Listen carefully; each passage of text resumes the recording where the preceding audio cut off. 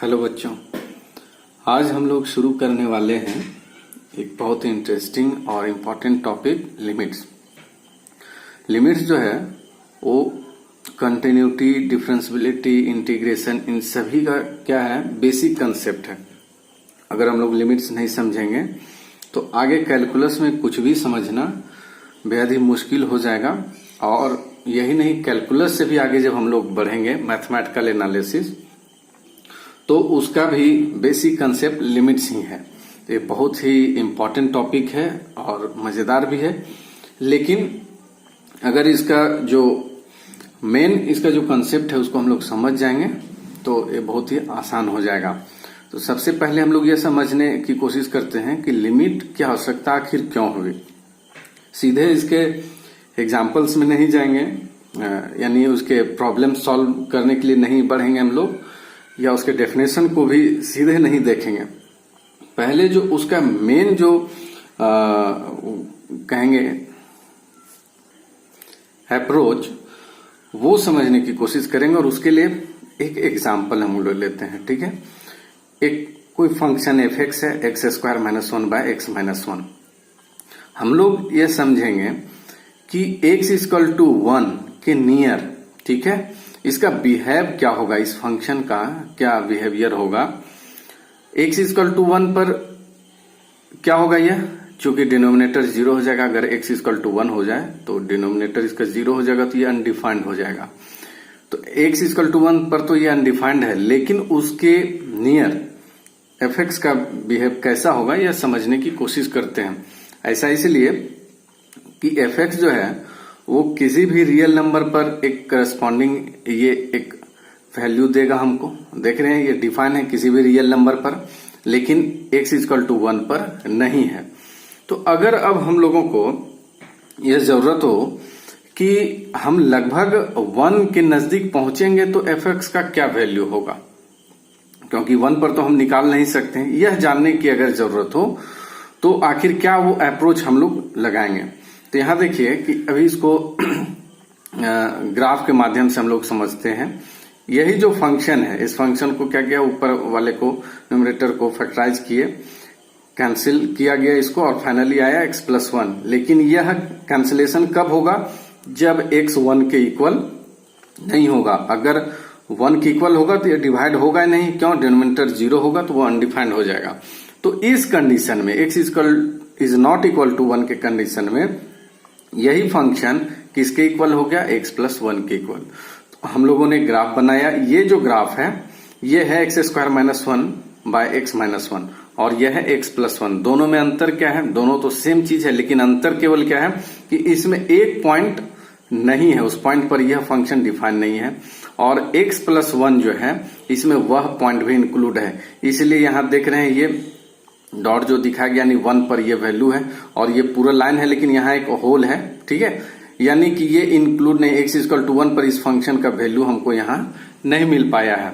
ये ग्राफ के माध्यम से समझने की कोशिश किए हैं। तो अब हम लोग अब इसमें करेंगे क्या कि x का वैल्यू जो है, ये सारा वैल्यू है x, और उस पर करस्पॉन्डिंग हमको y मिल रहा है, यानी एफ एक्स मिल रहा है, ठीक है। लेकिन हमारा इंटरेस्ट इसमें है कि 1 पर तो यह एफ एक्स का वैल्यू नहीं मिल पाया, लेकिन x जो है 1 के बिल्कुल नजदीक में रहेगा, नेबरहुड उसको कहेंगे, ठीक है। ये मैथमेटिकल वर्ड भी है, और ऐसे भी आप समझ रहे हैं कि नेबरहुड का मतलब पड़ोसी। तो किसका पड़ोसी, 1 के आसपास में जब x पहुंचेगा उस समय एफ एक्स का क्या बिहेव करता है, यानी एफ एक्स का क्या वैल्यू हमको मिलता है, ये हम लोग जानने की कोशिश करेंगे। क्योंकि एब्सोल्यूट वैल्यू जो है 1 पर एफ एक्स का मिल नहीं रहा है। तो अब कौन सा वैल्यू निकालने की कोशिश करेंगे, वो वर्ड अभी आगे हम लोग उसको यूज करने वाले हैं, ठीक है। तो अब पहले देखते हैं हम लोग इस तरह से कैलकुलेट करते हैं, और इधर वैल्यू लेंगे जो 1 के नजदीक x है, और जितना नजदीक हो सके 1 के वो वैल्यू रखेंगे करस्पॉन्डिंग, उस पर एफ एक्स क्या मिलता है वो हम लोग देखेंगे। समझ रहे हैं आप इस टेबल को। हम लोग क्या देखने वाले हैं यहाँ कि 1 पर हमको नहीं मिला, लेकिन x जब 1 होगा तो हमको नहीं मिला, लेकिन जैसे ही 1 के अगल बगल हम रखेंगे बिल्कुल नजदीक जितना भी संभव है, तो एफ एक्स का वैल्यू क्या होता है, यानी जैसे जैसे एक्स 1 के नजदीक जाएगा एफ एक्स किधर जाता है, एफ एक्स का वैल्यू क्या मिलता है। तो हम लोग पहले एक टेबल के माध्यम से देखते हैं जिसमें एक्स का वैल्यू 0.9 लिए, फिर एक्स का वैल्यू 1.1 लिए। क्यों लिए यह समझना है। आप यहां देखिए कि एक्स 1 की ओर बढ़ेगा तो एक्स तो पूरा है, तो एक्स इधर से भी तो 1 की ओर कोई वैल्यू हो सकता है नजदीक, और इधर से भी, यानी 1 के लेफ्ट हैंड साइड से भी हो सकता है और राइट हैंड साइड से भी। लेफ्ट हैंड साइड वाला एक्स का वैल्यू कौन होगा, 1 से एकदम मामूली कम होगा, और जो राइट हैंड साइड वाला होगा वो 1 से मामूली अधिक होगा। इसलिए इसके 1 के नेबरहुड का मतलब हो गया कि उसके बाएं और उसके दाएं के वैल्यू जो नंबर लाइन पर हैं, ठीक है। तो इसलिए एक बार 0.9 लिए, ये 0.9 इसके ठीक बाएं साइड होगा, तो उस पर एफ एक्स का वैल्यू हमको मिला 1.9। उसी तरह से 1.1 लिए राइट हैंड साइड से, तो उस पर मिला 2.1। अब 0.1 से भी नजदीक, 1 के नजदीक 0.9 है, लेकिन उन दोनों के बीच में 0.99 है, ठीक है। तो ये 1 के और नजदीक, इससे तुलना में ये और ज्यादा नजदीक है, तो इसको लेकर भी देखें और नजदीक हम 1 की ओर बढ़े तो क्या हुआ। तो हम देख रहे हैं कि यहां 1.9 थे, यहां 1.99 हो गया। इधर से क्या लिए, जो राइट हैंड साइड में है, तो 1.1 लिए। अब 1 और 1.1 के भी बीच में 1.01 है, तब वैल्यू क्या मिला 2.01। यहां पर था 2.1 और यहां पर 2.01, यानी 2 के नजदीक ये बढ़ रहा है। यहां भी देखिए बाएं साइड से हम आए 1.9, फिर आया 1.99, यानी कि 2 के नजदीक यहां भी गया, और 2.1 से भी ज्यादा नजदीक ये 2.01 है, क्योंकि ये छोटा है। तो ये वैल्यू जो है, यानी ये जो 2 मिल रहा है, तो यहां पर लेंगे तो ये इधर से नजदीक आएगा, और अगर राइट हैंड साइड से लेंगे तो ये 2 के लगभग में आएगा। इस तरह से हम लोग और क्लोज बढ़ते हैं। एक्स जो है 1 की ओर और क्लोज बढ़ रहा है, किधर से, लेफ्ट हैंड साइड से भी बढ़ रहा है और राइट हैंड साइड से भी बढ़ रहा है। देख रहे हैं टेबल में, हम जितना क्लोज जा रहे हैं तो हम लोग क्या देख रहे हैं कि ये देखिए 1.9, 2.1, इस तरह से और बढ़ते बढ़ते हम लोग यहां देखिए, जब हम लोग 0.9999 किए तो 1.9999 आया, यानी हम जितना क्लोज जा रहे हैं एक्स के, एफ एक्स जो है 2 की ओर ज्यादा क्लोज हो रहा है, ठीक है। तो इसका मतलब इसी बात को हम क्या कह सकते हैं, हम लोग ये क्या नहीं कह सकते हैं कि F x approaches arbitrarily close to 2 as x approaches to 1। ये कह सकते हैं ना हम लोग कि एफ एक्स जो है वो 2 की ओर बढ़ते जा रहा है, जैसे जैसे एक्स 1 की ओर बढ़ते जा रहा है। तो अब ये 1 की ओर बढ़ते जा रहा है, ये दोनों साइड से बढ़ते जा रहा है, ठीक है। तो अब इसी बात को अगर हम लोग सिंपली कह दें कि F x approaches the limit 2 as x approaches 1, यानी कि चूंकि एफ एक्स का एक्स इक्वल टू 1 पर एब्सोल्यूट वैल्यू नहीं मिल रहा है, ये वैल्यू, ये जो टेबल दे रहा है वो क्या बता रहा है, लिमिटिंग वैल्यू हम कर सकते हैं। अभी थोड़ी देर पहले जो हम कहे कि इस वर्ड का यूज जो है बाद में करेंगे, तो एब्सोल्यूट वैल्यू इस पर नहीं मिला हमको एक्स इक्वल टू 1 पर, लेकिन हम 1 के नेबरहुड में जब हमने फाइंड किया तो हमको कुछ न कुछ एक क्या मिल रहा है कि एक खास नंबर के आसपास एफ एक्स का वैल्यू जो है मिल रहा है, यानी एक्स जैसे जैसे 1 की ओर बढ़ रहा है एफ एक्स वैसे वैसे नजदीक होते जा रहा है 2 के। तो हम कह सकते हैं इसको कि F x approaches the limit 2 as x approaches 1। अब इसी बात को मैथमेटिकली लिखने के लिए हम लोग इस तरह का इस्तेमाल करते हैं, लिमिट एक्स टेंस टू, इसको पढ़ेंगे एक्स टेंस टू 1, यानी 1 की ओर जा रहा है एक्स। अब किधर से जाएगा, तो नंबर लाइन पर एक्स ये पूरा है, 1 की ओर किधर से जाएगा, तो इधर से भी आ सकता है और इधर से भी आ सकता है, ठीक है। चूंकि एक रास्ता है तो दोनों साइड से यहां आ सकता है। अब देखिए कि ये लिखने का तरीका है कि एफ एक्स का लिमिटिंग वैल्यू बताइए जब एक्स 1 की ओर जा रहा है, ठीक है। ये एब्सोल्यूट वैल्यू नहीं है, तो इसी बात को क्या लिखिए, x tends to 1 the limiting value of f x is equal to 2। पढ़ेंगे कैसे, limit x tends to 1 f x is equal to 2, ये एफ एक्स का वैल्यू यहां रख दिया गया है। तो हम लोगों ने इस दौरान क्या सीखा कि लिमिट का एक्चुअली मतलब क्या है, और लिमिटिंग वैल्यू हम लोग उसको किस तरह से डिनोट करते हैं। यानी बेसिक क्या है कि किसी पॉइंट पर एब्सोल्यूट वैल्यू हमको निकालना संभव नहीं हो रहा था, लेकिन हमको चूंकि अब उसका एप्लीकेशन है, हमको यूज करना है उसको, तो हम लोगों ने क्या जानने की कोशिश की कि उसके नेबरहुड में, यानी कि उसके लगभग आसपास, उसके बिल्कुल क्लोज में, एक्स के क्लोज में वैल्यू हम एफ एक्स का कैसे निकाल सकते हैं। लिमिट का यही अप्रोच है, ठीक है। तो अब हम लोग अभी इतना में ही फॉर्मल डेफिनेशन की ओर तो अभी नहीं जा सकते हैं, लेकिन एक इनफॉर्मल डेफिनेशन हम लोग इतना में एक नतीजे पर पहुंच सकते हैं कि हम मोटे तौर पर लिमिट को हम लोग डिफाइन कर सकें। तो हम लोग देखते हैं कि लिमिट का जो है इनफॉर्मल डेफिनेशन जो अभी हम लोगों ने समझा, उसके आधार पर क्या कर सकते हैं हम लोग। देखिए, let f x be defined on an open interval about x zero. अब जब ये मैथमेटिकली कुछ लिखा रहता है तो लगता है कि कितना भारी भरकम वर्ड यूज हो रहा है और क्या इसका मतलब होगा। जो हम लोगों ने समझा है अभी पिछले पन्ने में, उसी को लिखा गया है ये मैथ्स के लैंग्वेज में, ठीक है।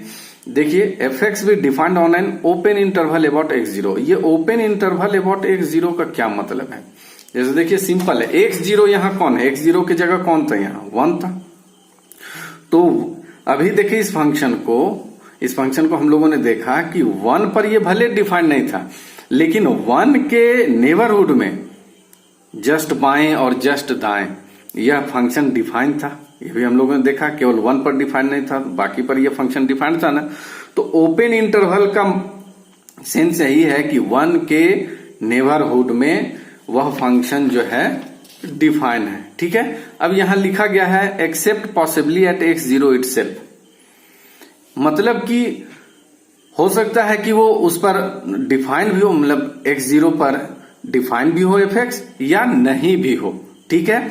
लेकिन उसके नेबरहुड में, ये जो ओपन इंटरवल बता रहा है, उसके नेबरहुड में वो डिफाइन होना चाहिए। जैसे open interval about x zero का मतलब हो गया कि कोई ओपन इंटरवल हम लोग लेते हैं, ठीक है।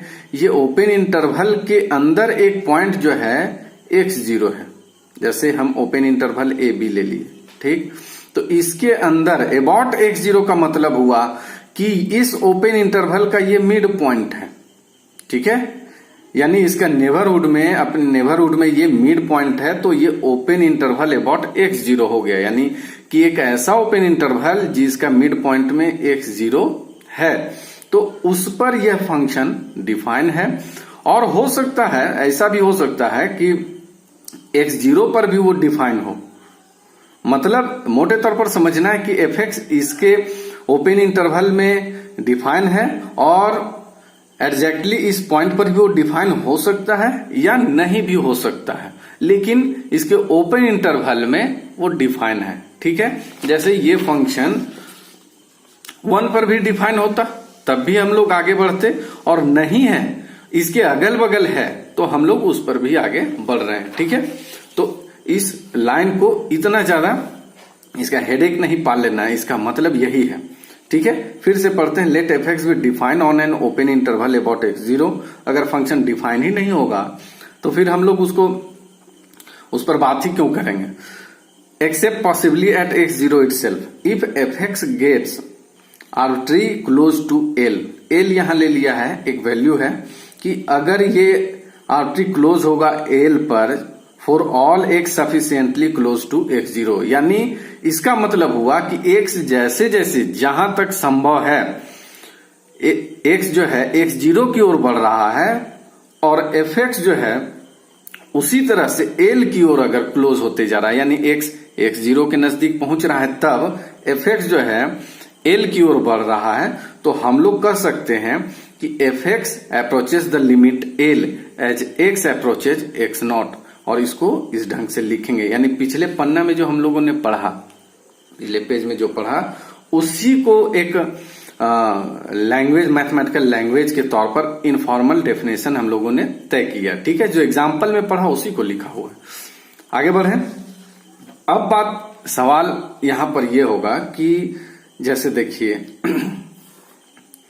अभी हम लोगों ने इसको ऐसे देखा है, ये ओपन है, यहां पर 1 है, ये वैल्यू हम लोगों को नहीं मिला। ठीक है, तो अब लिमिट अगर ऐसा हो कि इसके लेफ्ट साइड में हम लोगों ने देखा, जैसे इस एग्जांपल को हम लोग देखते हैं फिर। ठीक है, ये आसान रहेगा।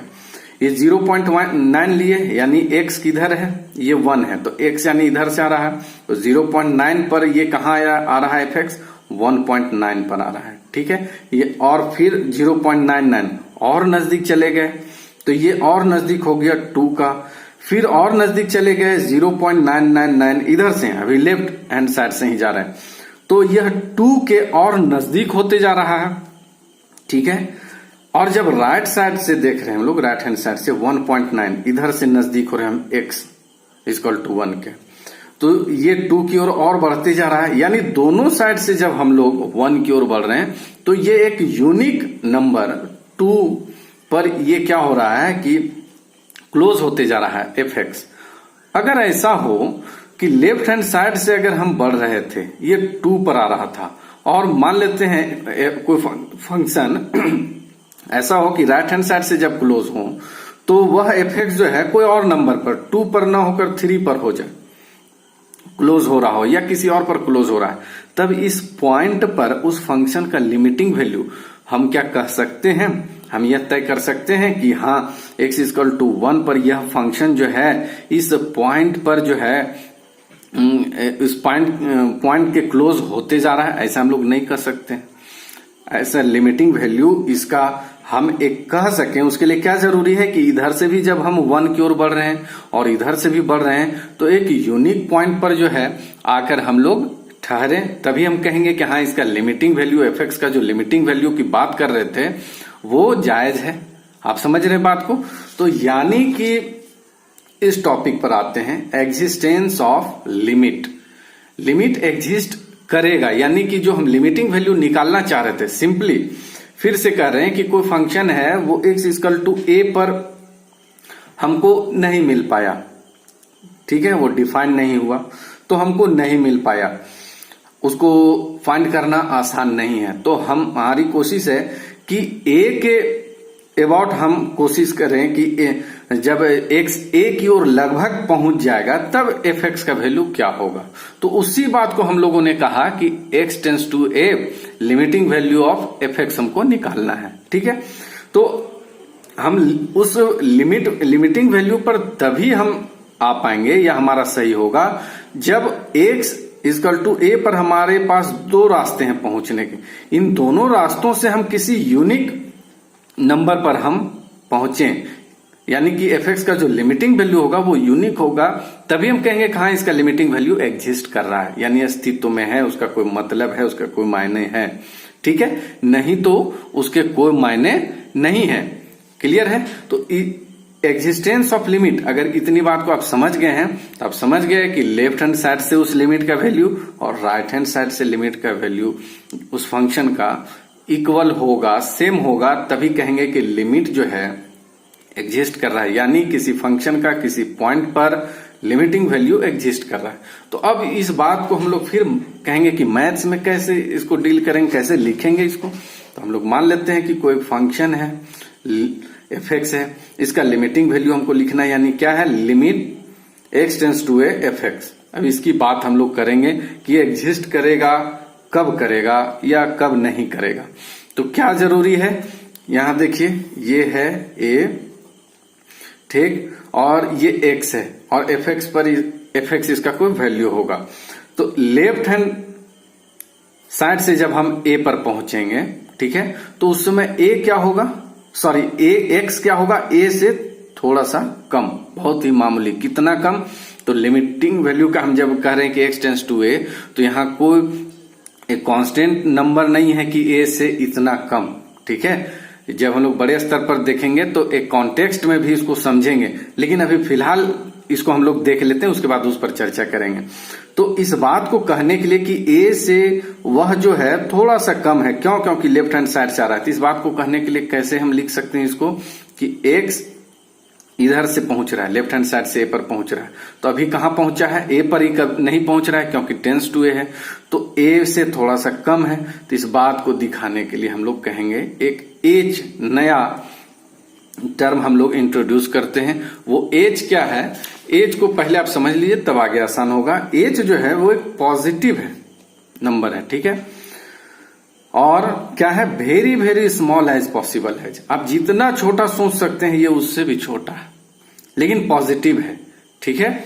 इसका वैल्यू हम नहीं बोल सकते कि बहुत छोटा है तो ये ये 0.00001 है, ये उससे भी छोटा है। जितना छोटा कहेंगे उससे भी छोटा है, ठीक है।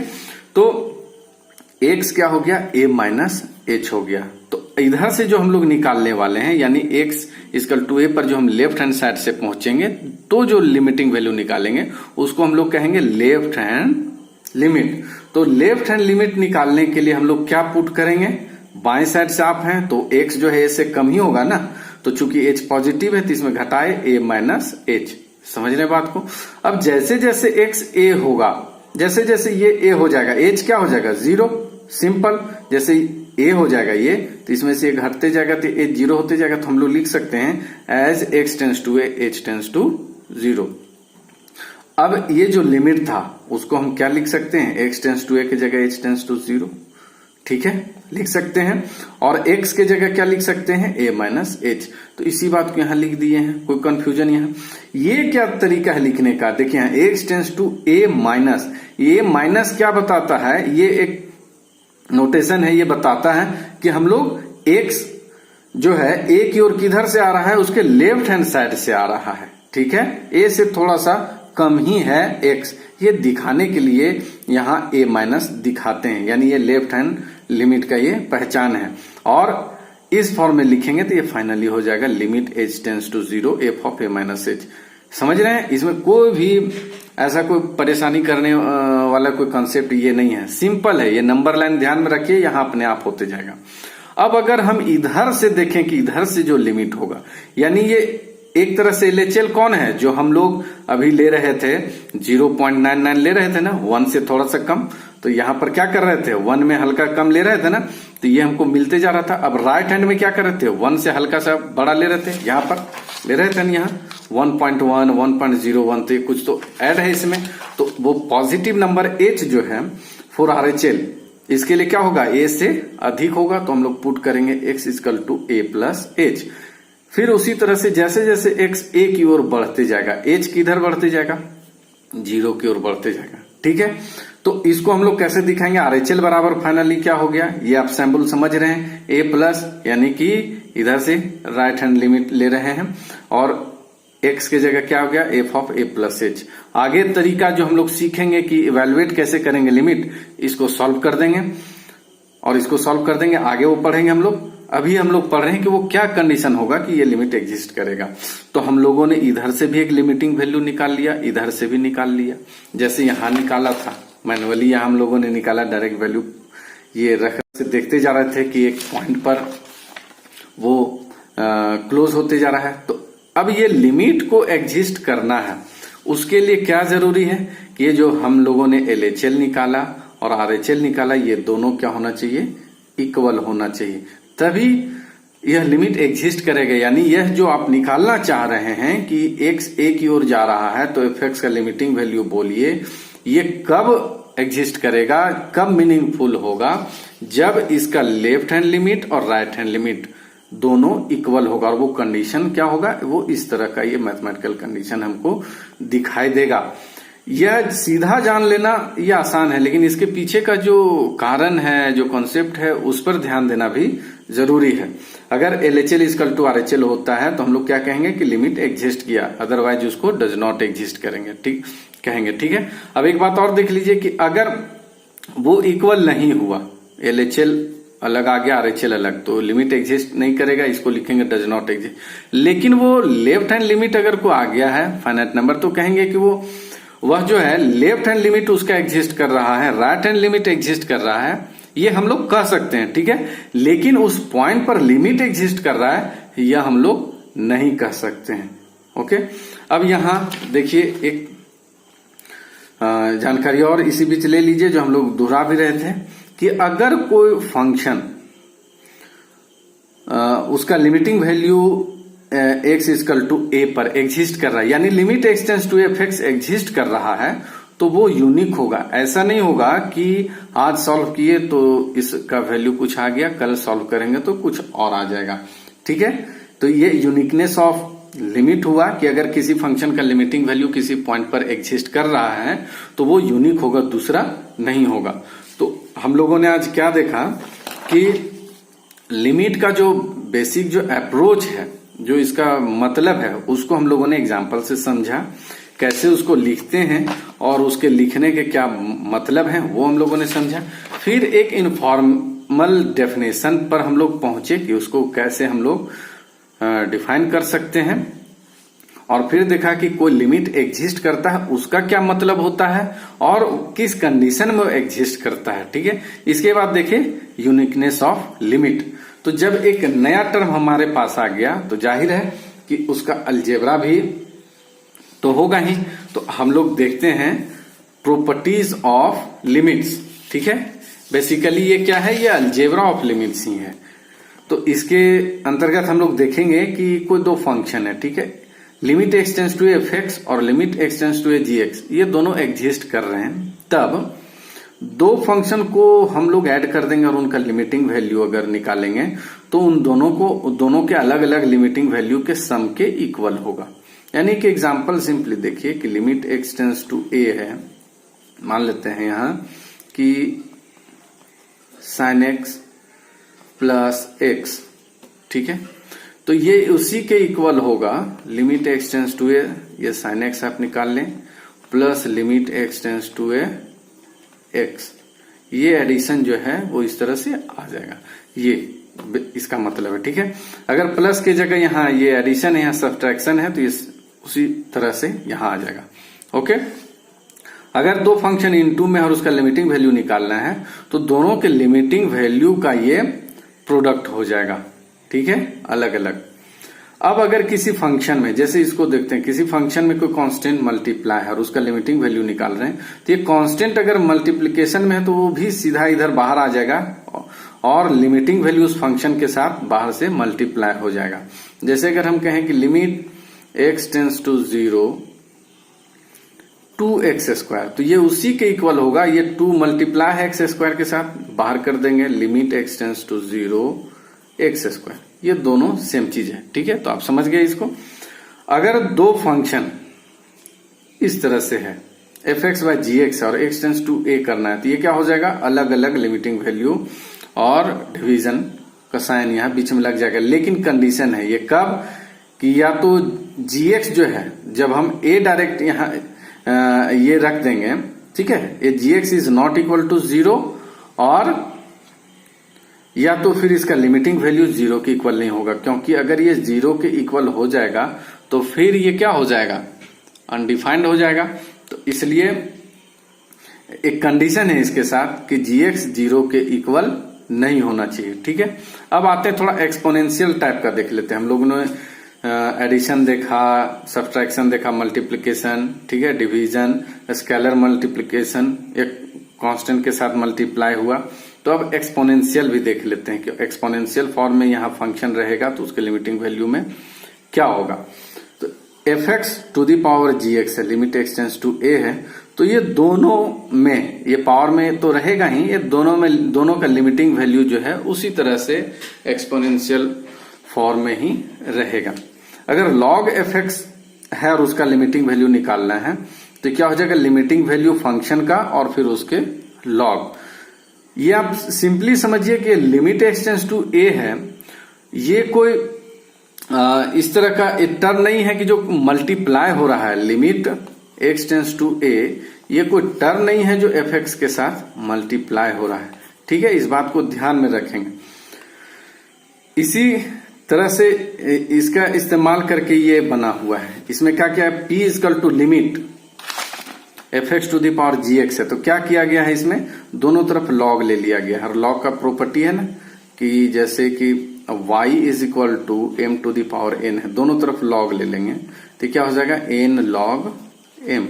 ठीक, तो simply p equal to limit x tends to F x to the power g x है, दोनों तरफ लॉग ले लिया गया। तो लॉग यहां जब ले लिए हम लोग तो ये क्या हो जाएगा, ये पावर जी एक्स में तब मल्टीप्लाई हो जाएगा और इस प्रॉपर्टी का इस्तेमाल करेंगे तो ये चीज आ जाएगा। ठीक है, इसके बाद अगला प्रॉपर्टी हम लोग देखते हैं कि ये ध्यान दीजिएगा और ये एक तरह से होमवर्क है कि कोई एफ एक्स प्लस जी एक्स और limit x tends to F x plus ji x exist कर रहा है, तो ये जरूरी नहीं है कि एफ एक्स भी एग्जिस्ट करेगा और जी एक्स भी एग्जिस्ट करेगा। इस बात को समझ लीजिए और इसका एग्जाम्पल आप ढूंढ कर बताइएगा आप। ठीक है, कि F x plus ji X X tends to A exist कर रहा है, पर यह जरूरी नहीं है कि limit x tends to A F X और limit x tends to A G X दोनों एग्जिस्ट करें। ये जरूरी नहीं है, कर भी सकता है और कुछ एग्जाम्पल ऐसे हैं जो नहीं भी कर सकते हैं। उसी तरह से दोनों फंक्शन मल्टीप्लाई हो रहा है और उसका लिमिटिंग वैल्यू निकालना है, तो जरूरी नहीं है कि दोनों अलग अलग एग्जिस्ट करे। जब आप इस पर क्वेश्चन बनाने लगिएगा तो आपको अपने आप इस तरह के एग्जाम्पल आपको आपके दिमाग में आने लगेंगे। तो बेसिकली हम लोगों ने क्या देखा, अलजेब्रा ऑफ लिमिट्स यानी प्रॉपर्टीज ऑफ लिमिट्स के तौर पर हम लोगों ने देखा कि जब हम लोग फंक्शन का लिमिट निकालेंगे और उन फंक्शन के बीच अलग अलग मैथमेटिकल ऑपरेशन रहेंगे तो लिमिट किस तरह से यूज होगा, किस तरह से इस्तेमाल होगा, उसका अलजेब्रा एक तरह से हम लोगों ने यहां देखा। ठीक है, इसको ध्यान में रखेंगे आप लोग। और इसके बाद आगे हम लोग लिमिट शुरू करेंगे, उसके पहले हम लोग 3 वर्ड जो है वो बहुत इंपॉर्टेंट है और अच्छा स्टूडेंट उसमें कंफ्यूज होते हैं। वो 3 वर्ड क्या है, इन्फिनिटी, ठीक है, और अनडिफाइंड और इनडिटर्मिनेट। ये 3 वर्ड को हम जब तक समझेंगे नहीं, लिमिट चैप्टर को हम लोग समझ नहीं सकते हैं और इन तीनों वर्ड को लेकर बहुत ही कंफ्यूजन लोगों के बीच में रहता है। तो अगला जो हम लोग वीडियो जो देखेंगे, अगला क्लास जो देखेंगे वो इस तीनों पर देखेंगे। उसके बाद फिर हम लोग लिमिट कैसे इवैल्यूएट करेंगे उसको देखेंगे। ठीक है, ओके।